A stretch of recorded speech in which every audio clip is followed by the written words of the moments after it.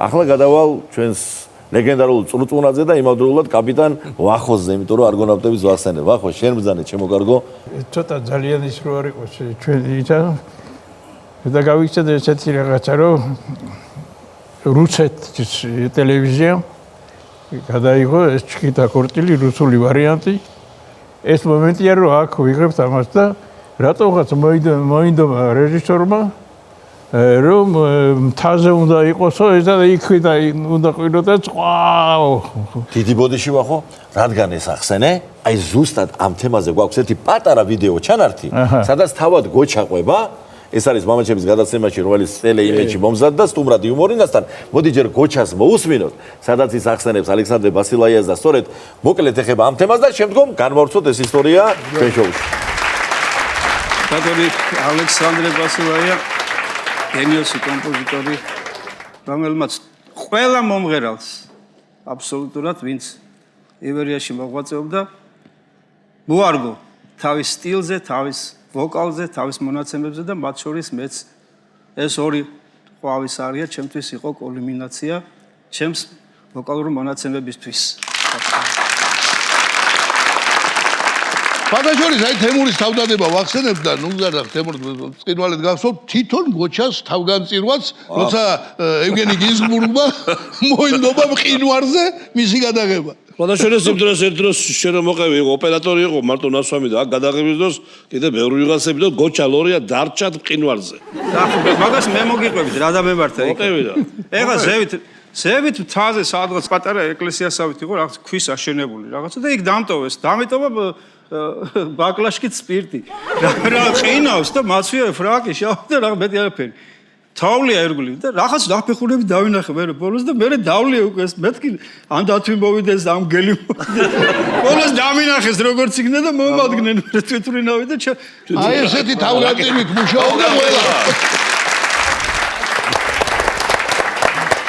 მოდა ეხლა ავიყვანეთ ჩვენ კი არ ვიყვანეთ კაცო დირექციამ იმას რა ქვია. გადავღება ჯგუფმა. ხო ამისთვის რომ აგვიყვანა იქა დაიქირავა დირექციამ ვერტფრენი და გაიყვანეს ვერტფრენით თებში კაცო აქ ცხელა და იქ სიცივეა. იქ თოვლია ხო? თოვლია პინუა კაცო პინუა. იქინა უნდა დაიყვიროს ყვა და მეტი არაფერი ეს ყვა ჩაწერილია ყველაფერი და მაინც ხო და მოკლედ ეს გადაიღეს შორიდან ასე რომ მოდის ეს კადრი რაღაცა და ნუ მორჩეს გადაღება მაგრამ დავიცდათ მორჩა ისე ხო ისე დამთავრდა ისე დავავდე ჩახში და გაგვახსენდა მე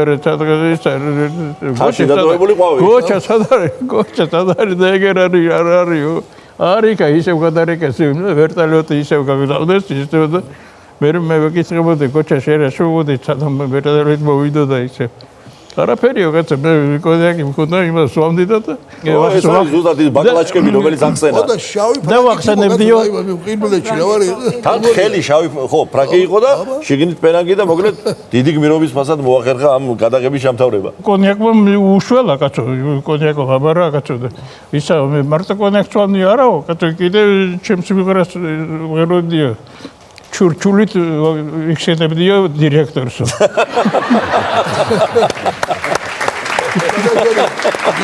გიმსების გზნობა ქონდა გამახვილებული აი ეს ჩანდა როგორც სიმღერასთან დამოკიდებულებაში რეპერტუართან დამოკიდებული ისე პიროვნულად გამახვილებული ქონდა და ყველას რო ეგონა რომ ესე იგი ევგენი გინზბურგს ამასთან დიდი შეხლა შემოხლა ელოდა უთხარი როგორ გაგზელდა რუგზარიგება ესე იგი ეგონა გინზბურგს რომ მოკლავდა რა ხანო გოჩა წარმოიდგა ხო როგორია რეჟისორს დარჩა მსახიობი ხოლმე რა ხაში ერთხელ უთხრა რომ საქმე მაქვს გინზბურგთან და შეახოდრეს და ჟენი ესე უყურებდა და მივიდა და ჟენი ესე გონა რა და ამოიღო და სათვალე აჩუქა ჟენი ძალიან კეთილი ეგეთი დეცულოვანი კაცი იყო რა ქონდა ისი? მართლა ხო ბევრი ლაპარაკი ხო რა ქონდა რომ ძალიან ძლიერი. მე რომ ღეროდი ბუსარიას აი ეს რო იყო მეტრ პოდი და იდგა ხოლმე ყულისებში და მისმენდა.